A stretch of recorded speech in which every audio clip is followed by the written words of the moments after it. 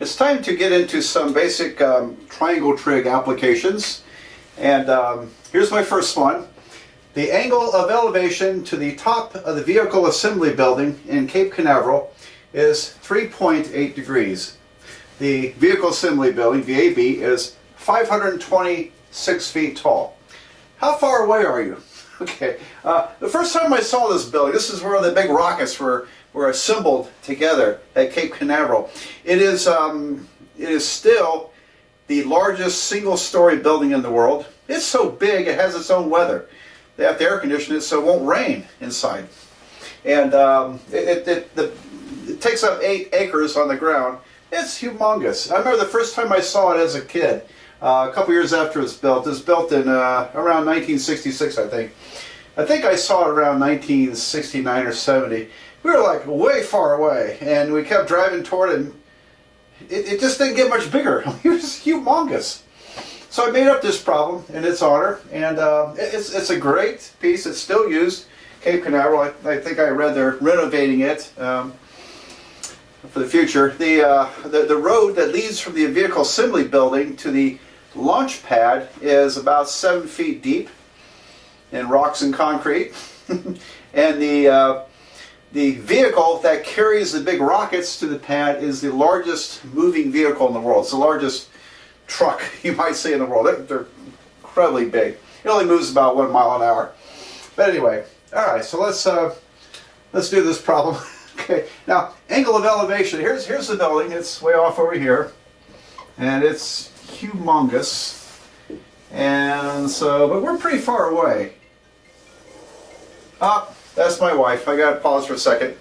She's calling. Yeah, that was my wife calling me. So, where was I at? We're pretty far away. The angle of elevation. Angle of elevation is angle from horizontal upward. You elevate. So this is 3.8 degrees. Great. And the height of the building is 526 feet. It's a big building, I gotta tell you. So how far away are we? So this distance, what should we call it? X? Alright, so when you look at this, you're thinking, okay, well, what do we know? Here's the angle we're referring to, and in the triangle, the right triangle, we have opposite and adjacent. So that's a tangent. So that means the tangent of 3.8 degrees would equal to opposite over adjacent, 526 over x. So now we solve for x. Okay, so I'm going to multiply by x, and then I'll divide by tangent. So I end up with x equals to, because x cancels here, and then I'll divide, is 526 divided by the tangent of 3.8 degrees. There we go. 3.8 degrees. So let's see what we get. And I have no idea what I'll get. Let's see, 526 divided by tangent of 3.8 is 7,919. So it's a big number. Let's round it off to a whole number. All right, so we are, because we're working in feet, we are about 7,919 feet away. All right, so that's about maybe a mile and a half. Maybe a mile and a half. Now, as a kid, I remember the first time I saw it, we were about 3 miles away. So it must have been a smaller angle, right? And but it was definitely, you can see it, there's no mistaking seeing that big building. I have been next to it, and there's a big, well, they used to have the Saturn V rocket there next to it, laying on the ground. Now they've got it in a building. And yeah, I can talk forever about this stuff, because I grew up during the rocket era in Florida. And this is, to me, was really neat stuff during the moon launches and everything else. But anyway, it's I never have been in the building. I wish I could have gone in the building at some point. So someday I hope to go to Cape Canaveral and get to go inside the vehicle assembly building. All right, so there's our first application problem, and we'll do a number of these. I think this is a pretty neat problem because this was me. I'll tell you about it. But here, first of all, let's read the problem. The base of a sequoia tree is 50 feet down a gentle slope from an observer with an angle of depression of 10 degrees. The top of the tree is at an angle of elevation of 80 degrees. How tall is the tree? So anyway, this was me. Back in 2003, I took my youngest daughter, we went out west. I wanted to show her Los Angeles and where I went to graduate school, and we ended up going through the Rockies, saw the Grand Canyon and stuff. Anyway, at some point we were crossing through Sequoia National Park in California on our way to Death Valley. And I don't know if you've seen a sequoia tree or a redwood tree. They are really humongous. I mean, the diameter of these trees can go up to like 24, 25, 26 feet. They're monster trees, and they're both go over 300 feet. Now, redwood trees are a little taller than sequoia trees, but sequoia trees seem more massive. And anyway, so we were in this park, Sequoia National Park, and we stopped along the road. And I wanted to say, well, I wonder if I can figure out how tall that tree is. So this is basically my observation. So anyway, I think you should pause the video and see if you can draw the diagram for this problem. It's very good practice. Try to draw the diagram and then come back to the video. Got it done? Did you solve it? All right, well, you can check my work. All right, so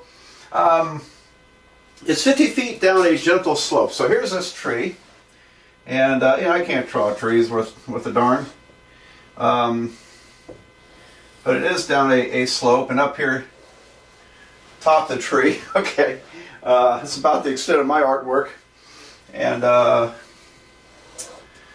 okay, now this is not to scale at all, and but the angle, all right, so this part here is 50 feet, all right, so I estimated, looks like about 50 feet. And I had nothing, I didn't have a tape measure, I didn't have a protractor, I was just kind of guesstimating the angles and the distance. And so this is really a ballpark computation. And you know, will I be close? And I think I actually got fairly close. All right, so 50 feet down, and the angle of depression means that it's 10 degrees down. So angle of depression, important you learn this terminology. There's angle of elevation, which is going up. Angle of depression is down. So this is 10 degrees down to the base of the tree. And the angle of elevation is from the horizontal upward. That's 80 degrees. And there you go. And we want to figure out the height of the tree. So I'll call this H. All right, so I hope you got a diagram kind of like this. And now this is why it's deceptive, because that's a right triangle. Okay, so I was just guessing degrees and didn't realize at that moment I had a right triangle. And all right, so let me draw that triangle a little better here. So we have a slight decline and comes in at a right angle. Okay, there we go. Here's 50. And here's H. So, and they're both in feet. Now, H, the height of the tree is also hypotenuse. So from the, but I need an angle here in order to do the Pythagorean theorem. And so what's my angle? And I could do a number of things here. We have, for example, what is this angle down here? All right, so let me look at this diagram. When you go straight across and then go straight down the tree, there's a 90-degree angle. This angle is 10 degrees. What's that angle? It's 80 degrees, isn't it? Because these two angles add up to 90 degrees. They're complementary. So here I have an 80-degree angle right there, which I'm going to draw in here as 80 degrees. Okay, now we're in business, because relative to the 80-degree angle, I have the adjacent side and I have the hypotenuse. So what trig function goes with adjacent side and hypotenuse? Cosine, right? Cosine. So the cosine of 80 degrees would be the adjacent side divided by the hypotenuse, which is also the height. There you go. So cosine 80 is 50 over h, and now we just have to solve for h. And that's now we're, it's easy from here. Just don't mess up the algebra. My board's not erasing too well this morning. I'll have to use that squirt stuff on it to get the blur off. I don't know if you see that there. All right, so if I multiply by h, cancel the fraction, I have h cosine 80 degrees equals to 50, and it's 50 feet. And then if I divide both sides by cosine 80 degrees, h would be 50 divided by cosine 80. So, first of all, make sure my calculator is in degree mode. It's in degree mode. Alright, so 50 divided by cosine 80 is 287.93 something. You know, this is really just kind of guesstimating anyway, so I'm going to round that off to 288 feet. So let's say it's about 288. Alright, so the tree is about, keep forgetting to print on my videos. In class I write in cursive, and my handwriting is sloppy enough in cursive, but I can do better with printing. The tree is about 288 feet tall. Okay, and now that's actually a reasonable guesstimate, and you know, I didn't have any precise measuring tools here to get the exact height of that tree, but 288 feet, that's kind of normal for a full-grown sequoia. Some of them go over 300 feet. If you want to learn something interesting, look up the largest living organism in the world. Single organism is the General Sherman tree. It's a sequoia tree in California, and it's gargantuan.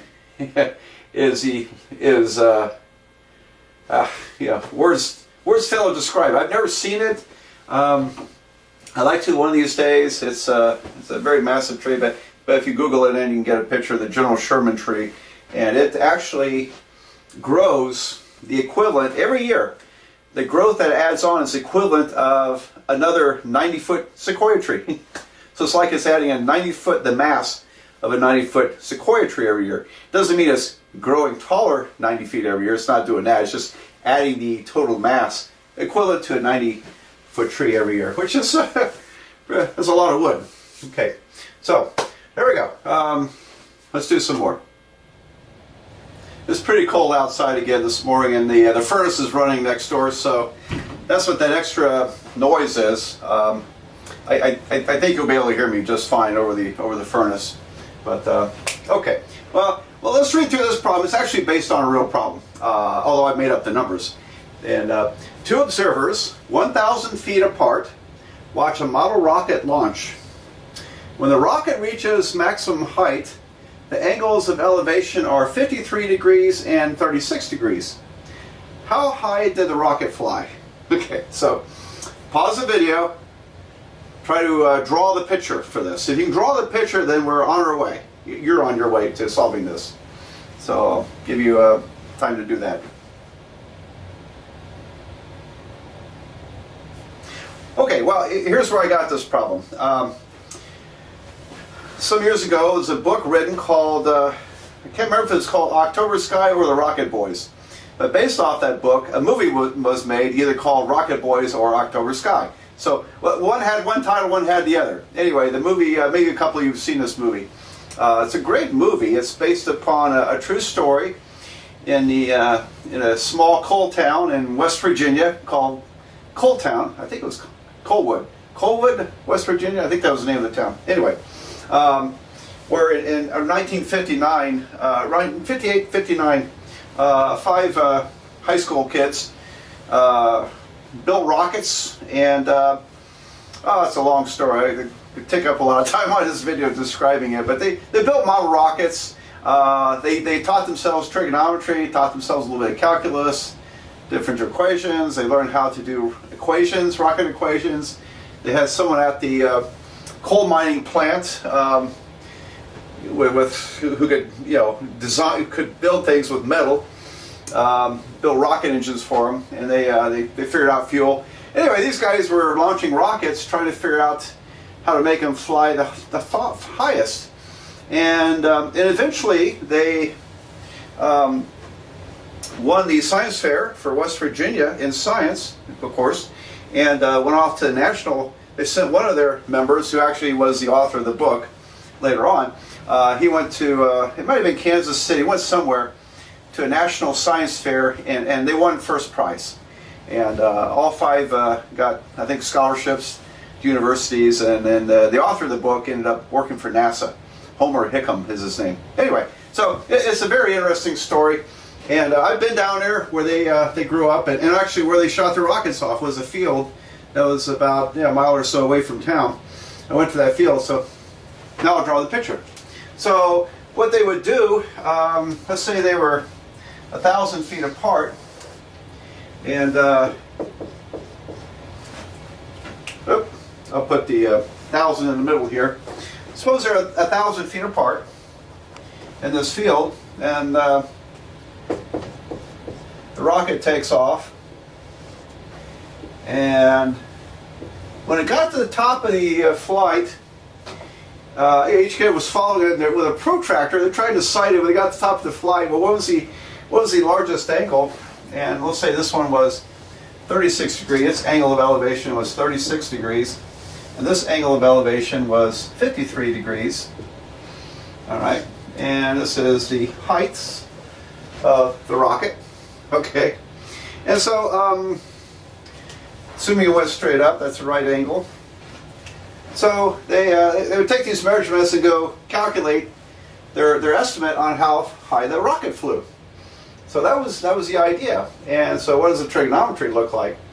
Well, it's a little more complicated problem, and because we actually have two unknowns.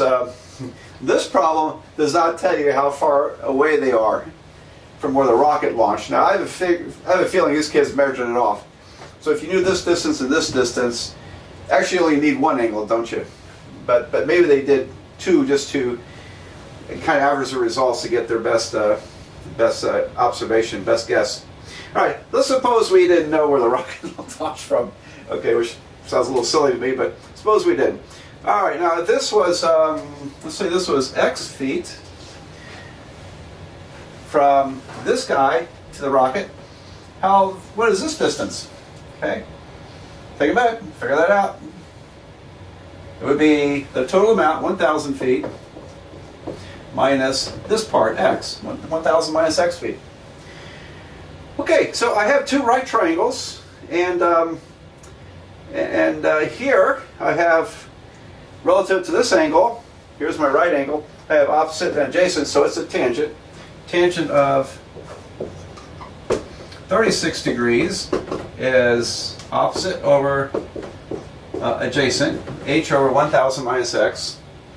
And then tangent of 53 degrees, because it's also opposite and adjacent, tangent 53 degrees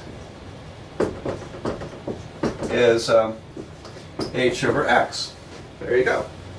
So, now what do? Well, see, I have two unknowns here. With two unknowns, you need two equations to solve. And so we have to eliminate one of the variables through a substitution so we can solve for the second variable. So I'm not so interested in what x is. I'm really a lot more interested in what the height is, because that's what we're trying to answer. So got this picture down. I'm going to erase this so I can do the algebra, because at this point it's an algebra problem with some calculator work. And so I'll erase the picture and we'll finish this problem. Well, what makes sense here? I think I want to solve for x and replace x here. So if I solve for x using this equation, put it in there, then I have one equation with just h's in it. And we can solve for h. So let's try that. And I'm I'm going to go ahead and clear the fractions, because if I multiply this by 1000 minus x, that cancels, and over here I've got 1000 tangent 36 degrees minus x times tangent 36 degrees equals to h. Great.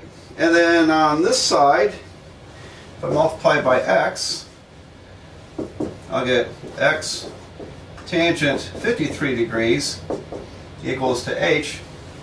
And so x would be equal to, divide by tangent, x would be h over tangent 53 degrees. Now I'm going to keep it in tangent. I could call it h cosecant 53 degrees, and that would be okay.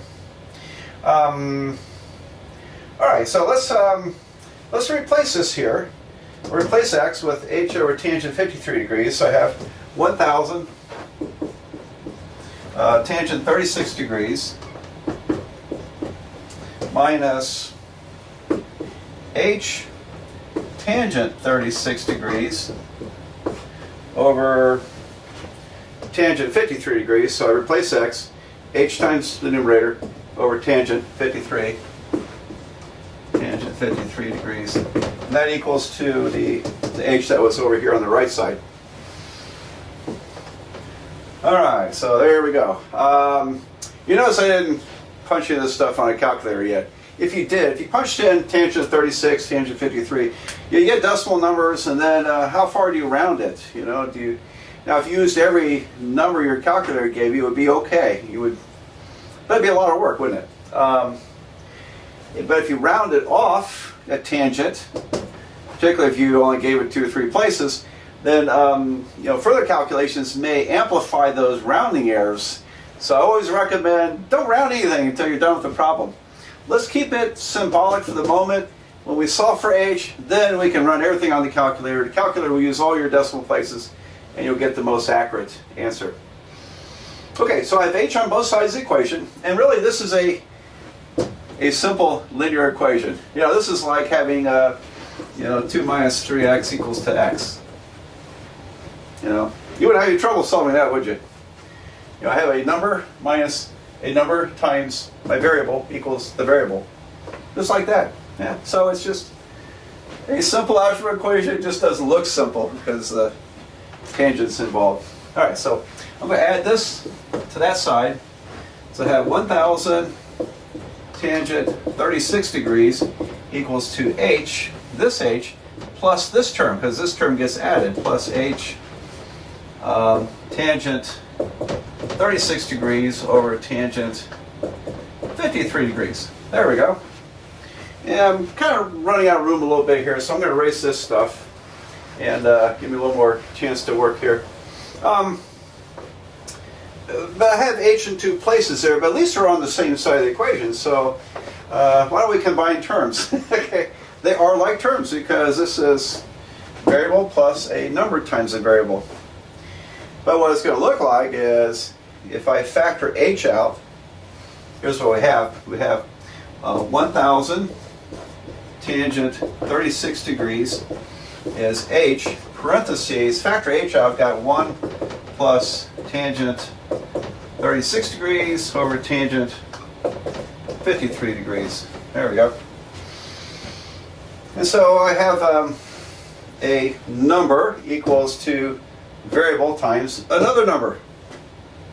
So I just divide by this number, right? To get h, I'm going to divide by that parentheses. So the height h, which is what we're looking for, would be 1000 tangent 36 degrees over 1 plus tangent 36 degrees divided by tangent 53 degrees. There we go. So let's put that in parentheses. I'm going to calculate this, and you should too. Bring out your calculator, and I would just calculate the way it reads, because after you put parentheses in, because you divide by all this, you do have to combine this together. So I'm going to punch in 1000 tangent 36 divided by left parentheses 1 plus tangent 36 divided by tangent 53 close parentheses in equal. So see if you get my number. All right, so 1000 tangent 36. You pause the video, right? While I calculated and you calculated. Okay. Divided by left parentheses 1 plus tangent 36 divided by tangent 53. Close parentheses.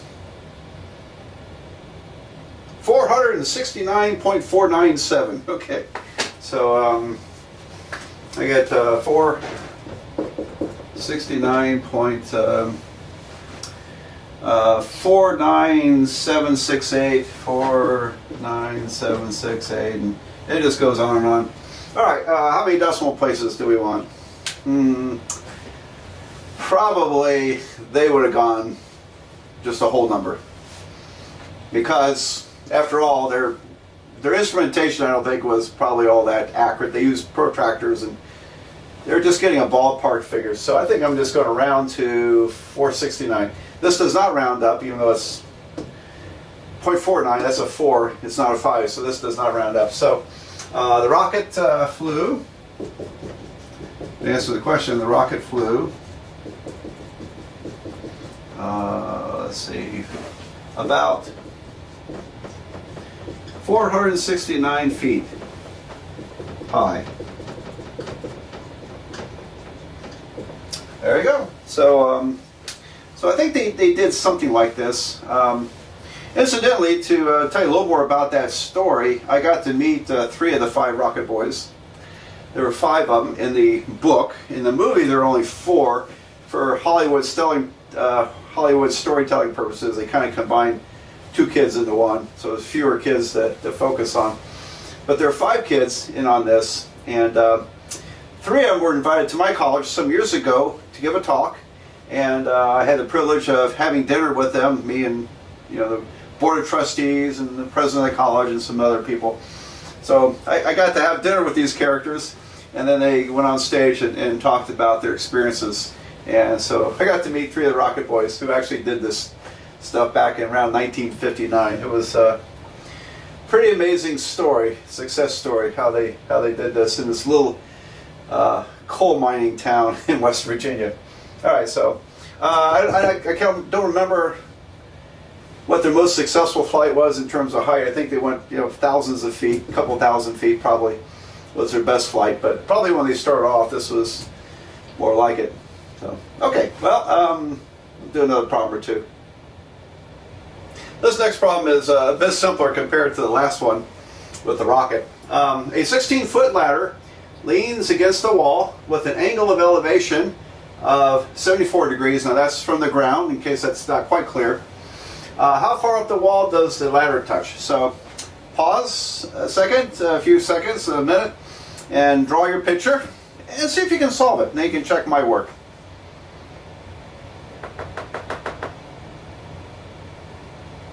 Okay, well, so here's the wall, and the ladder is leaning with 74 degrees. Angle of elevation is from horizontal upwards, and we know it's 16 feet, so actually the hypotenuse in this problem is the length of the ladder, and the height is what we're interested in. Where does it touch up here? So I'll call that h. So what trig function is involved? We have, from this angle, we have opposite and hypotenuse. That would be the sine function. So the sine of 74 degrees is h over 16. Let's say over 16 feet, but h will be in feet. So pretty easy one here. Let's multiply by 16, and that cancels. The height of the ladder is 16 sine 74 degrees. All right, so tap that one out. 16 sine 74. I'm getting 15.4. 15.4. It's 15.38. I think I'm going to go 1 decimal place on this one because, yeah, is it all that important we go 2 decimal places? We could if we need it. Anyway, so the ladder touches a point 15.4 feet above the ground, or up the wall. Up the wall. All right. Period. Now, I make a big deal of this when, if you're one of my students, I make a big deal that you need to write a sentence answer to these word problems. Okay, get used to communicating to people. You know, don't pretend anymore that oh, this is just school stuff. It's stupid stuff. It doesn't matter in the real world. That's a different place. Yes, this stuff matters in the real world. You got to be able to communicate in the real world. So I expect a sentence answer to a word problem if you're one of my students. And make sure you capitalize the first letter and put a period at the end, otherwise I'm going to take off a point and just to annoy you. So those things are important. I've been out in the real world where you're actually accountable for what you do. And and good communication, good English matters out there. So take that to heart. Okay, it matters. All right, well, we're done with this one. Let's come up with another problem. So I multiply by x. This cancels right here. So I have h equals x tangent 37 degrees. But wait a minute, I'm supposed to be solving for x, right? Because I want to replace the x and solve for height, which is the number we're interested in is the height, not the distance out there. All right, so solve for x. I can divide by tangent. So x would be h divided by tangent 37 degrees. Okay, now that's going to be substituted down here to eliminate x and have an equation with just h in it. So now I've got tangent 32 degrees is equal to h divided by this. H divided by 90 plus x. H over tangent 37 degrees. H over tangent 37 degrees. Okay. Well, that's kind of messy, isn't it? Yeah, that's solve for h. Great. Okay. I tell you what. There's numerous ways. Well, not numerous, but there's a couple of ways we could probably solve this. And I think I'm going to try this one. I'm going to. This is a complex fraction. I have actually three layers, and if I multiply by the common denominator of this fraction, tangent 37 degrees over tangent 37 degrees, then this is what I'm going to get. I have tangent 32 degrees equals to, on top I have h tangent 37 degrees. Down below, if I multiply tangent through here, I'll get 90 tangent 37 plus h. 90 tangent 37 degrees plus h. Alright, so I think that's better. It's a less complicated fraction. And then if I multiply by this denominator, 90 tangent 37 degrees plus h, then we eliminate that fraction. We actually eliminate the fractions. Over here I'm going to get 90 times tangent 37 times tangent 32. So I have 90 tangent, or 32 degrees, tangent 37 degrees. Doesn't matter what order you write it in. That's this product. Plus h tangent of 32 degrees. And that's equal to h tangent of 37 degrees. There we go. So I think we got them right where we want them, because now I've got to get my h's together. So I'm going to subtract this term, so I have h on one side. So on one side I have h tangent 37 degrees, and then we subtract minus h tangent 32 degrees. And that's equal to this mess over here, 90 tangent 32 degrees, tangent 37 degrees. Seems like a lot of work. Okay, but over here I can factor h out, leaving tangent 37 degrees minus tangent 32 degrees equals to that. Alright, so we're there, aren't we? Because now to solve for h, I have to divide by the parentheses, which means I need to do some more erasing. So I'm a little bit hamstrung by 4 foot by 6 foot whiteboard here, but I get a lot more done videoing these at home than I would at work. If I was at work, people would be interrupting me all the time. Okay, and I'd have too many other things going on. So I'm going to divide, this is the right side, divided by this part of the left side, I'll leave h. So the height of the building would be right side, 90, tangent 32 degrees, tangent 37 degrees, divided by this, tangent 37 degrees minus tangent 32 degrees. Now I'm going to put that in parentheses because when I run it through the calculator I have to subtract here. Now don't get any crazy ideas. You can't take tangent of 37 minus the tangent of 32 and get tangent of 5. It just doesn't work. Alright, it just doesn't work. So you can't combine these in any sensible way symbolically. All you can do is just run it on a calculator. Alright, which is what I'm going to do. So try it yourself, see if you get my answer.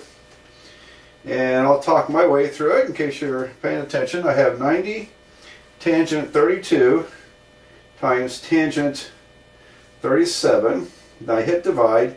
Left parentheses, parentheses is pretty important here. Tangent of 37 minus tangent of 32.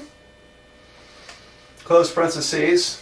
And I get 329.32.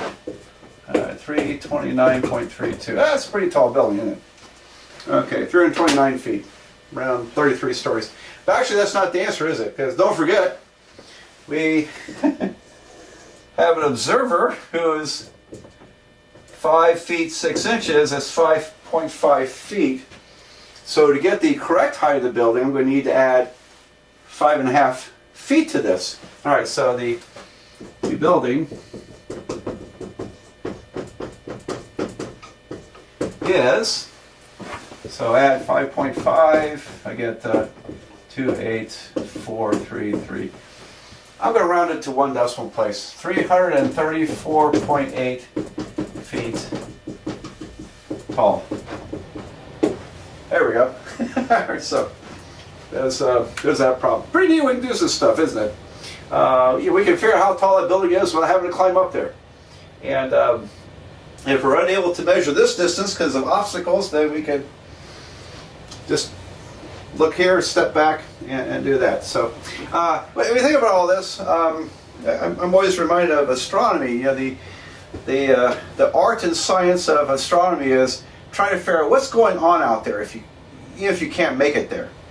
And so what's going on out there now? It was amazing when astronomers first determined how far away the moon was. I'm guessing that was their first big problem, trying to figure distance. And the moon is approximately 240,000 miles away. Well, how did they figure that?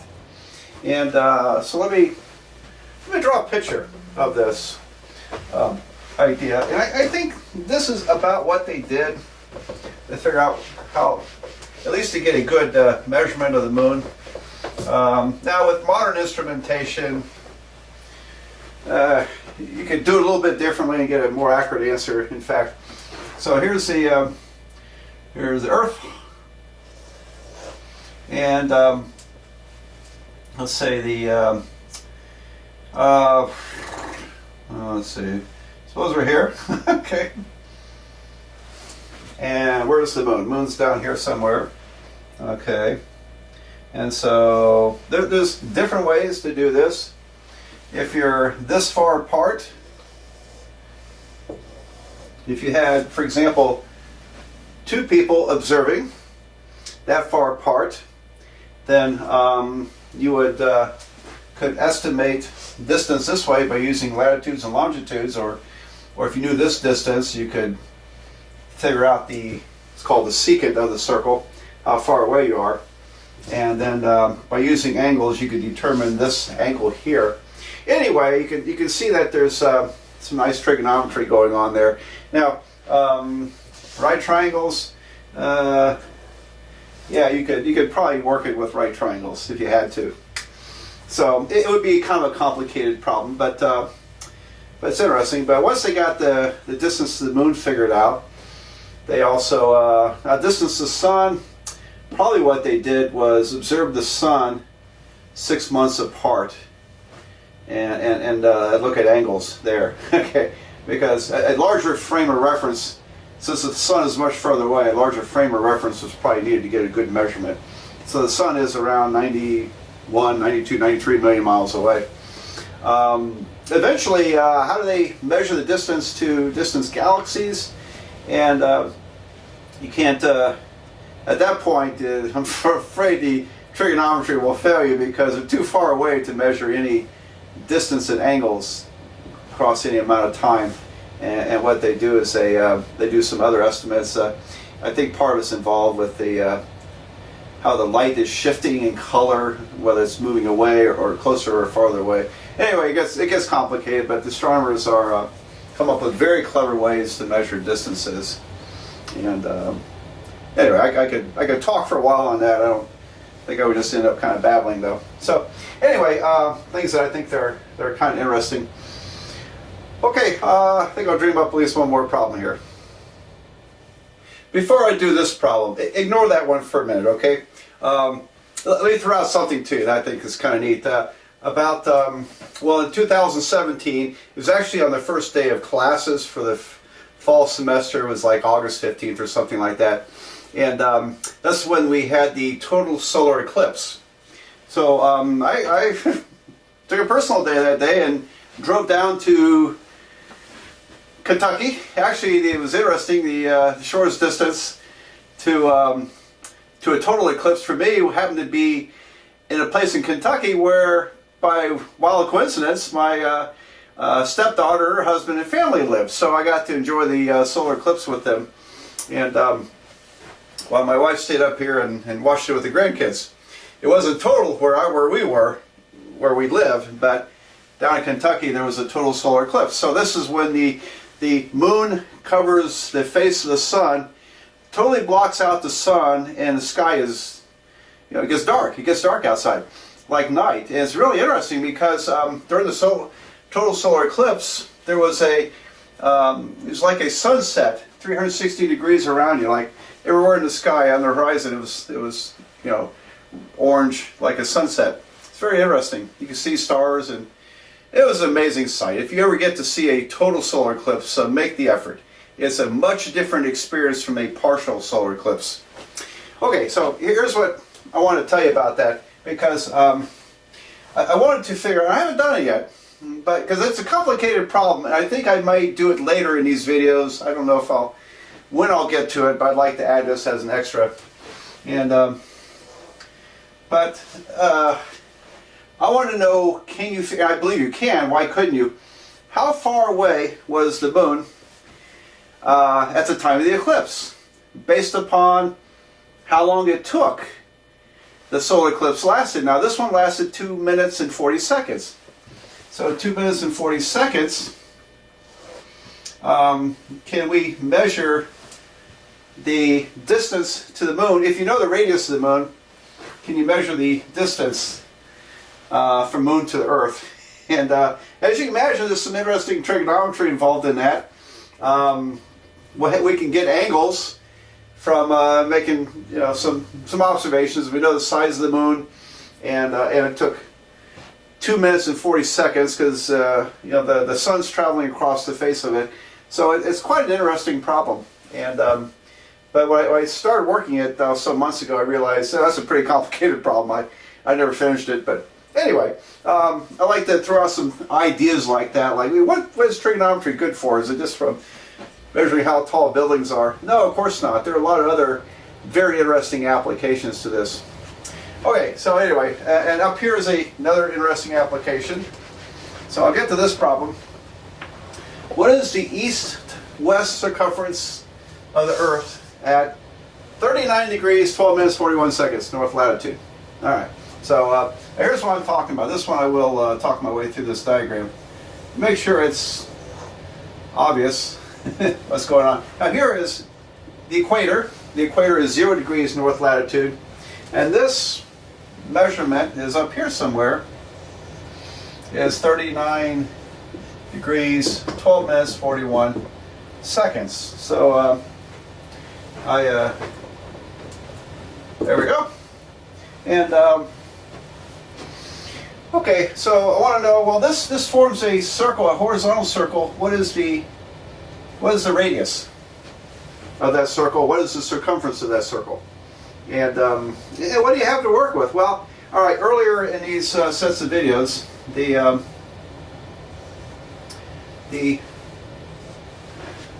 radius of Earth, I gave it as 3,959 miles as the radius of the Earth. Great. All right, so what is this radius up here? Well, where do you start?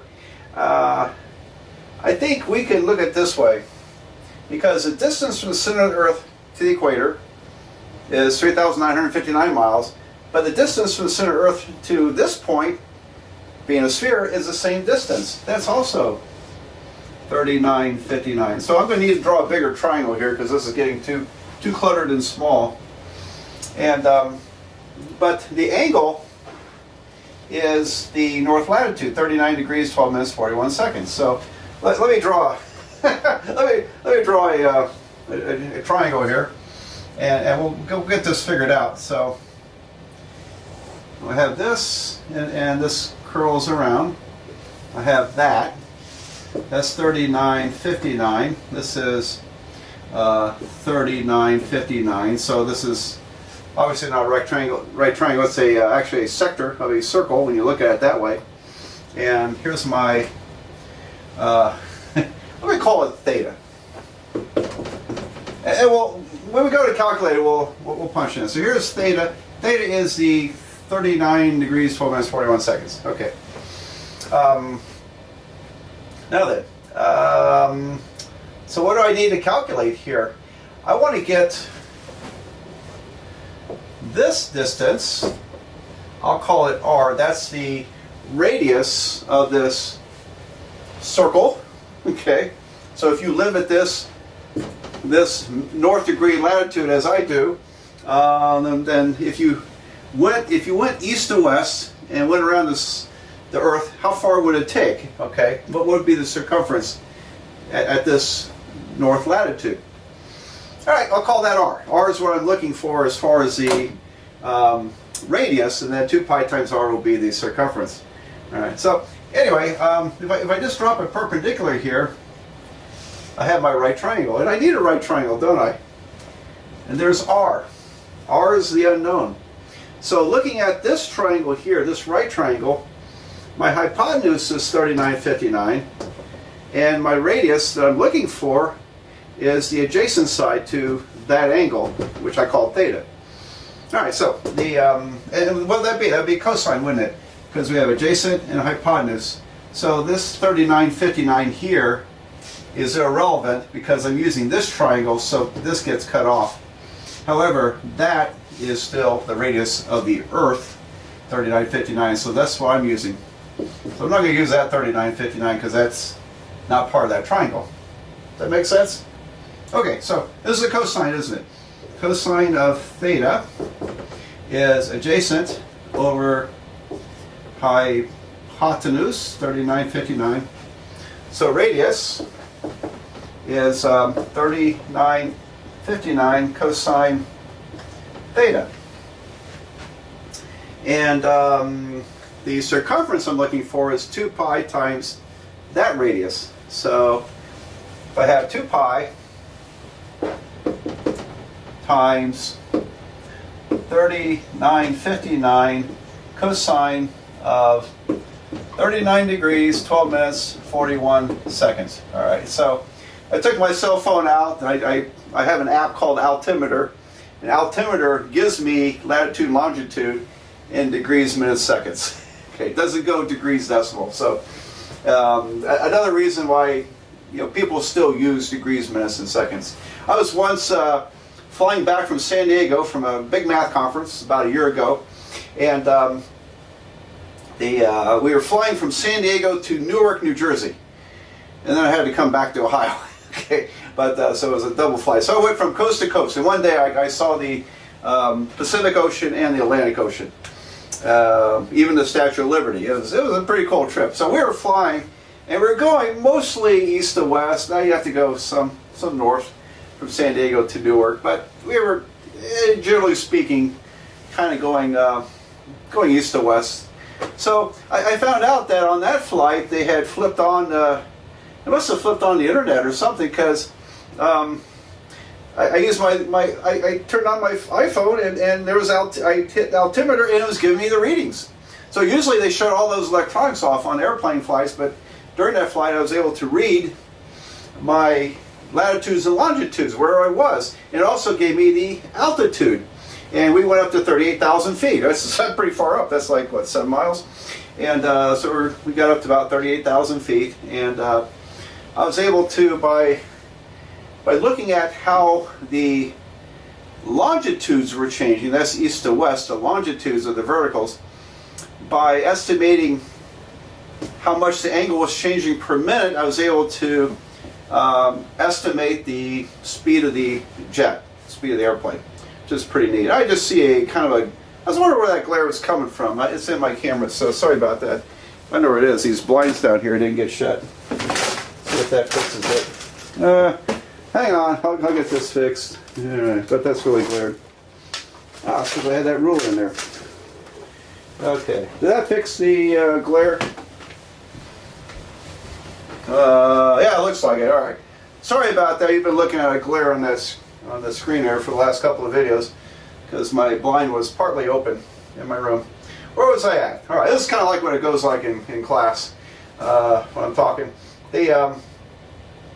So I was able to, based on the longitude, how longitude was changing, like for a minute I would count how many seconds, degrees it changed over a minute, then I could estimate how fast the airplane was going. It was going around over 500 miles per hour, which is pretty normal for those jets. And anyway, it was fun looking at that, but also had to bear in mind that, well, the altitude you're at alters your longitudes. So it's a little more complicated, and I didn't have my calculator handy where I could make a more accurate measurements. So anyway, going back to this problem, this is the circumference, 2 pi times radius, and radius we calculated was 3959 times the cosine of that angle. So I'm going to need to change this to degrees. Remember how to do that? Alright, so I have to take 39 plus 12 divided by 60 plus 41 divided by 3,600 hit equal. And that is 39.21138888889. Alright, so hopefully you try this on your calculator. You always participate. Don't this is audience participation when you watch these videos. Not passive, alright? If it was live, it'd be full body contact, trigonometry, but or video, keep your calculator handy, take notes, stop it, pause it, look at things, and hopefully you got, for the angle, 39.211388888 and eventually a 9. Alright, so I'm going to take the cosine of my answer. Cosine answer is about 0.7748, but I'm going to keep all the decimal places and multiply that times 2 times pi times 3,959. All right, I think I did that right. It's the circumference is the circumference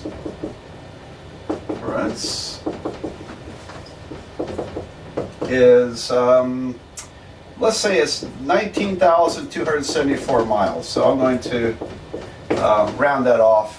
19,274 miles. Circumference of the Earth is close to 25,000, so it's quite a bit less up there. Does this have any kind of relevance to real life? Well, one I can think of, when NASA launches a rocket into orbit, here's, there's the equator. Cape Canaveral is like up here somewhere. It's in Florida, and NASA knows, of course, the latitude, how far north it is in latitude, and the Earth is spinning at a certain rate here because, you know, how fast are we spinning? You know, if you're going this, and I have all the decimals in my calculator, if I divide that by 24 hours, divided by 24, we're going up here by 803 miles per hour. That's how fast we're spinning. Down Cape Canaveral, it might be closer to 900 miles per hour. It depends. On the farther south, the faster you spin. And so NASA has to account for that because the Earth is spinning. That adds to the orbital velocity of their. That's why they always launch the rockets that way, because the Earth is spinning that direction. So you automatically get about we'll say 900 mile per hour boost in orbital velocity, and so, but I'm sure they think about other things too. But certainly the circumference of the Earth and how fast it's rotating up there enters into their calculations. All right, so I hope you found that discussion kind of interesting, and so it's a very lively subject, I think. If you start using your imagination, what can we use trigonometry for? And so, okay, well, I think that'll wrap it up for now as far as these kinds of applications. Basic triangle trigonometry. After this video, assuming I don't think of another great example, we're going to go into circular trigonometry and define the trig functions on the unit circle. And that leads to all kinds of interesting stuff.